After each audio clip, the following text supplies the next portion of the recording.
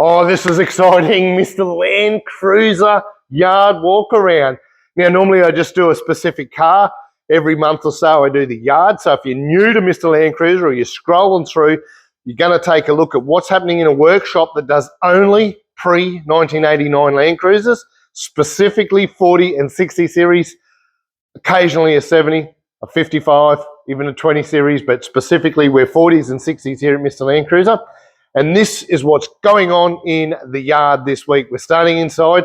We've got two shorties. The one over my shoulder, early 70s. I think it's 73. It's getting a new engine. We've done the gearbox, fully rebuilt the engine. So now the engine's going in there, and it's just at that nitty-gritty stage. It's all about getting it wired back in. Lucky for us, the engine came out and it's going back in. So it's not turning a petrol into a diesel. It's pretty straightforward, this one. Straight on it. If we come over here, this one's a BJ40, little B engine. The client got us a turbo this years ago.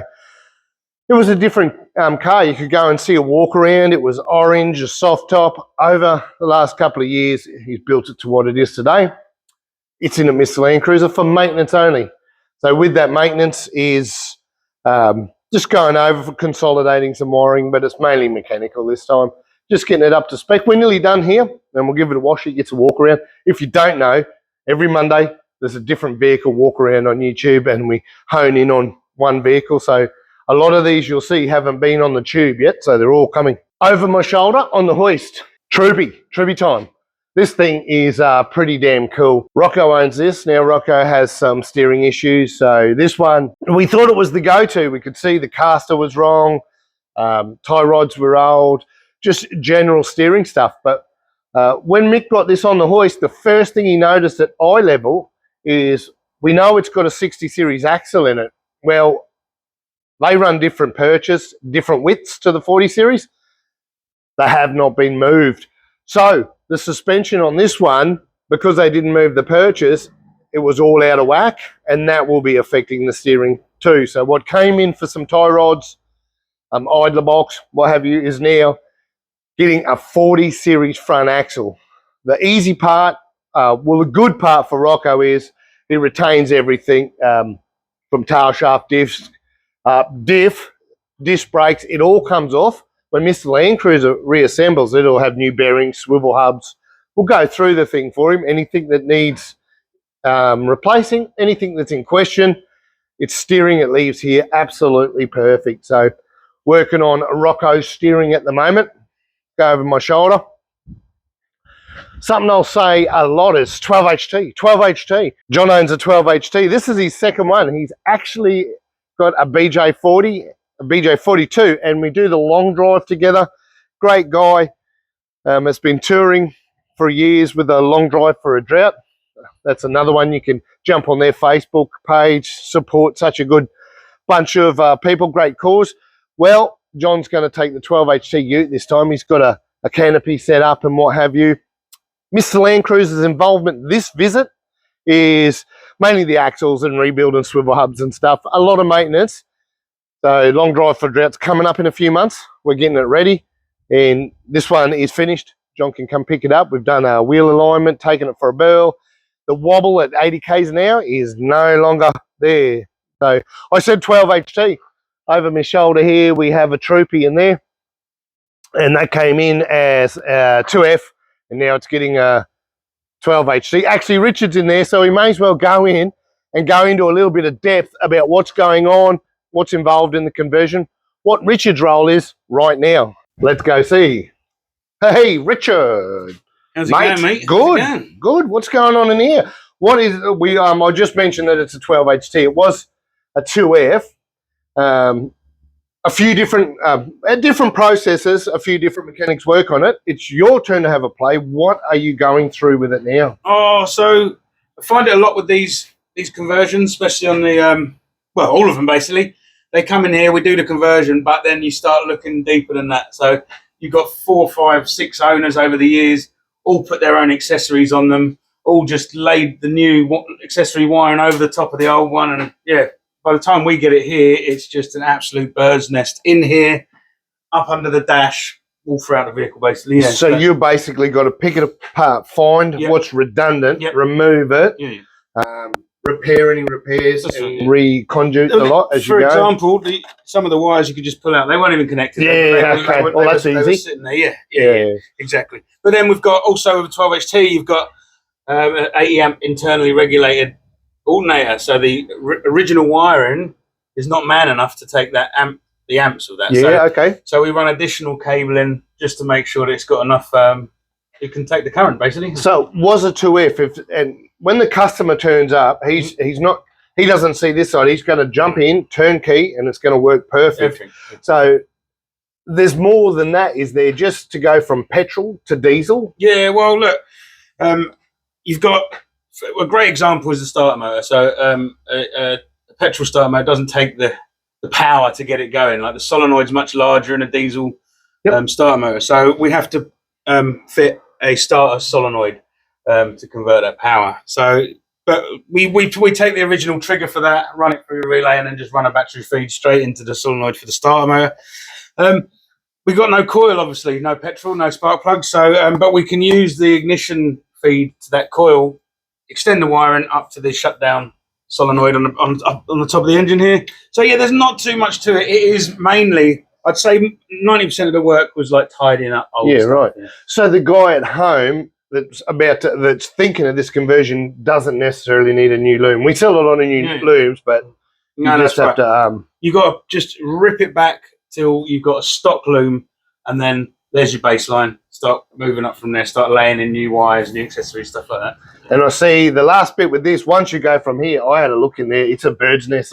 Same story. It's just redundant. Yeah, a lot of redundant stuff. You can see that there's some aftermarket gauges on the a lot of the wire, and I've just gone up and pulled that. They weren't even connected with the old engine, so they were just there for looks, like Bluetooth. Now with this one, you're going to remove the old gauges, but we'll need pyro. And boost, pyro. We're going to have some holes in the dash there, so I dare say we'll fill them up with some cool-looking gauges, something like, rather than having gaping holes. Something we normally don't do is drill into people's dashes, but if the holes are already there, that's it. You're a little beauty. You utilise them. Yeah, that's right. Excellent. Well, we're going to let you crack on and get this one back on the road. Laters. Yeah, bloody beauty. What a busy guy. And over my shoulder, look at the stance on this. 12HT. Another 12HT. Huge stance, huge wheels. He's got 25 pound of boost. Probably why it's in here for blowing a diff. You look, he's missing a couple of studs there and shattered the diff. Thought it was a gearbox. This happens a lot. They think it's the gearbox. It's good to diagnose it properly. The noise feels like it's coming through the gearbox, but with the tail shaft wobbling and what have you, we take the rear tail shaft off, drive it in the front. The noises are gone. Drain out the oils. The oil's beautiful in the box. Not so beautiful. Bit of shrapnel in the diff. It all points to a diff rebuild, which is a lot more affordable than rebuilding the box. So that's on the cards. We'll poke around here. What have we got? 47. This has come a long way. Not with Mr Landcruiser. The gentleman has done this, orchestrated it himself. I've seen photos of how it used to look. Mr Landcruiser's involvement. In the back there is a 5-speed purchased by the client elsewhere, but he's had it rebuilt. He's got all his bits and bobs. We've got the hoist, so we're going to orchestrate it and put it in the car for him, do the panel beating of the floor, change the rear handbrake, now down to the 60 series style with the backing plates. So we rob them off a 60 series, or you just buy them brand new on our website. You can get all that stuff still, a genuine. So 5-speed. On this side's maintenance, very quick, about 4 or 5 hour job going through gearbox seals, gearbox leaks, a few other little issues, service, maintenance. That's it, ready to go. I swear the dint was in. I swear it didn't have a mirror when it got here. That's this job done. We're nearly finished. Look at this trophy, another trophy.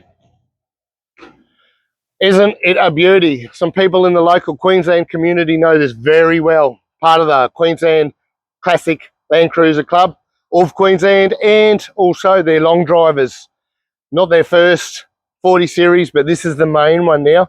Gone through, rebuilt the axles. While rebuilding the axles, upgraded the disc, Harrop E-locker, and rebuilt the rear axle.